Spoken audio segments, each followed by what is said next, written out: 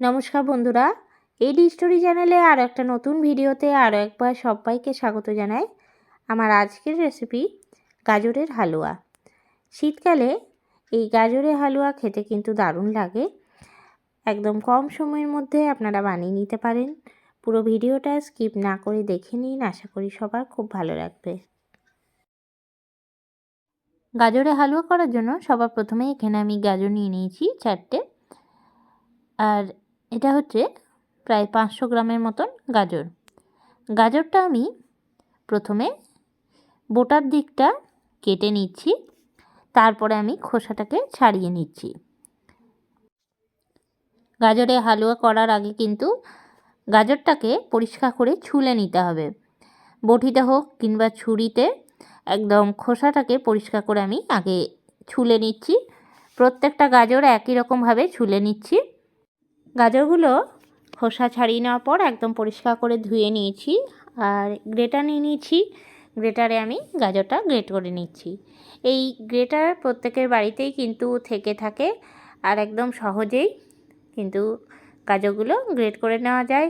আগের দিনে করে কিন্তু পরের দিনে হালুয়াটাও করে নিতে পারেন, কোনোভাবে নষ্ট হবে না। বেশ অনেকটা পরিমাণে গাজর আমি গ্রেট করে নিয়েছি, আর গাজরটা গ্রেট করে নেওয়ার পর একটা কড়াই চাপিয়ে নিয়েছি, যে কড়াইটায় আমি হালুয়াটা রেডি করব। কড়াইয়ের মধ্যে প্রথমেই দিয়ে দিলাম আমি 1 চামচ ঘি, তার সাথে দিলাম 3 চামচের মতন রিফাইন্ড অয়েল। আপনারা চাইলে কিন্তু গাজরের হালুয়াটা পুরোটাই ঘিয়ে করতে পারেন অথবা সাদা তেলে করতে পারেন। 2টো এলাচ ফাটিয়ে আমি দিয়ে দিলাম। তেলটা খুব ভালো করে গরম হয়ে যাওয়ার পর দিয়ে দিচ্ছি আমি গ্রেট করে রাখা গাজরটা। গাজরটা দিয়ে নিয়ে কিন্তু গ্যাসের ফ্লেমটা লোতে করে দিয়েছি। 10 থেকে 12 মিনিটের মতন গ্যাসের ফ্লেমটা লো টু মিডিয়ামে রেখে আমি গাজরটাকে ভেজে নিচ্ছি। গাজরটা থেকে যতক্ষণ না কাঁচা কাঁচা গন্ধটা দূর হয় ততক্ষণ কিন্তু লো টু মিডিয়ামে রেখে গাজরটাকে ভেজে নিতে হবে। গাজরটা ভালো করে ভাজা হলে কিন্তু হালুয়াটাও খুব সুন্দর খেতে হয়।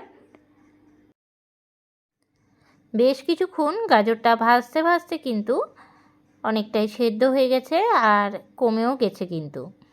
এরপরে এর মধ্যে আমি দুধ দিয়ে দিচ্ছি। আমি এখানে 200 মতন দুধ দিলাম। দিয়ে নিয়ে ভালো করে নাড়িয়ে নিচ্ছি। চাইলে আপনারা এখানে পাউডার দুধও কিন্তু দিতে পারেন, মানে গুঁড়ো দুধও কিন্তু দিতে পারেন। গুঁড়ো দুধ দিয়েও কিন্তু খুব সুন্দর হালুয়া করা যায়। বেশ কিছুক্ষণ গাজরটা আমি একদম লো ফ্লেমে ফুটিয়ে নেব, আর যখন ফুটে উঠবে তখন কিন্তু আমি একবার করে নেড়ে দিচ্ছি। গ্যাসের ফ্লেমটা কিন্তু এই সময় অবশ্যই লোতে রাখতে হবে। বেশ অনেকক্ষণ ধরে নাড়াচাড়া দিয়ে দিয়ে কিন্তু গাজরটা সেদ্ধও করে নিতে হবে, এবং দুধটাও কমে আসবে, হালুয়াটাও কিন্তু রেডি হয়ে যাবে। গ্যাসের ফ্লেমটা একদম লোতে রেখে সমানে নাড়িয়ে যাচ্ছি। আর এখন কিন্তু দুধটা অনেকটাই কমে গেছে, আর এই মুহূর্তে আমি দিয়ে দিচ্ছি এখানে চিনি। আমি এখানে 100 গ্রামের মতন চিনি দিলাম। চিনিটা দিয়ে খুব ভালো করে নাড়িয়ে নিচ্ছি। মিষ্টিটা আরেকটু বেশি দিতে চাইলে অবশ্যই দিতে পারেন। গাজর যেরকম দেবেন সেই বুঝেই কিন্তু অবশ্যই মিষ্টিটা দিতে হবে।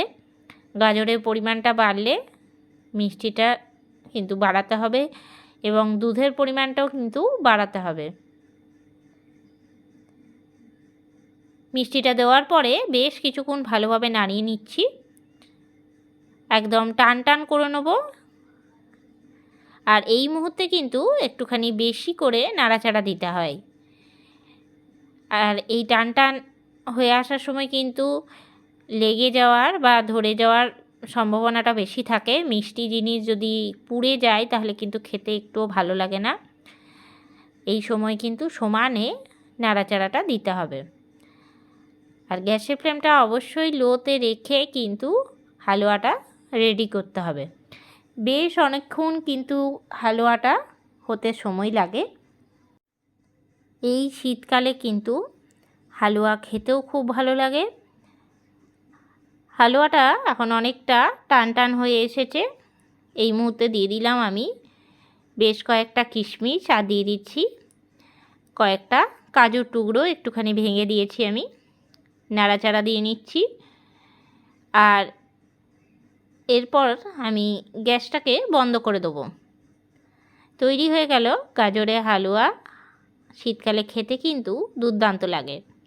আর যদি আজকে রান্না করে কালকে খান তাহলে তো আরোই ভালো লাগে। যত টাইম দেওয়া যায় এই হালুয়া, মানে যত ঠান্ডা হয় তারপরেই কিন্তু হালুয়া খেতে ভালো লাগে বেশি। কেমন লাগলো রেসিপিটা অবশ্যই জানাবেন। আর আপনারাও এইভাবে বাড়িতে একবার তৈরি করবেন আর আমাকে কমেন্ট করে জানাবেন রেসিপিটা কেমন লাগলো আপনাদের। এখন আমি বাটির মধ্যে তুলে রাখলাম, আর পরিবেশনের আগে একটুখানি সুন্দর করে কাজু দিয়ে সাজিয়ে নিচ্ছি। আজকের এই রেসিপিটা আপনাদের ভালো লেগে থাকলে লাইক করবেন, শেয়ার করবেন। এই চ্যানেলে নতুন বন্ধু হয়ে থাকলে চ্যানেলটা সাবস্ক্রাইব করার অনুরোধ রইল। আর যারা ফেসবুক পেজ থেকে দেখছেন অবশ্যই পেজটাকে ফলো করে দেবেন। আবার নতুন কোনো রেসিপি নিয়ে হাজির হব। সঙ্গে থাকুন আর দেখতে থাকুন। সবাই ভালো থাকবেন, সুস্থ থাকবেন। ধন্যবাদ।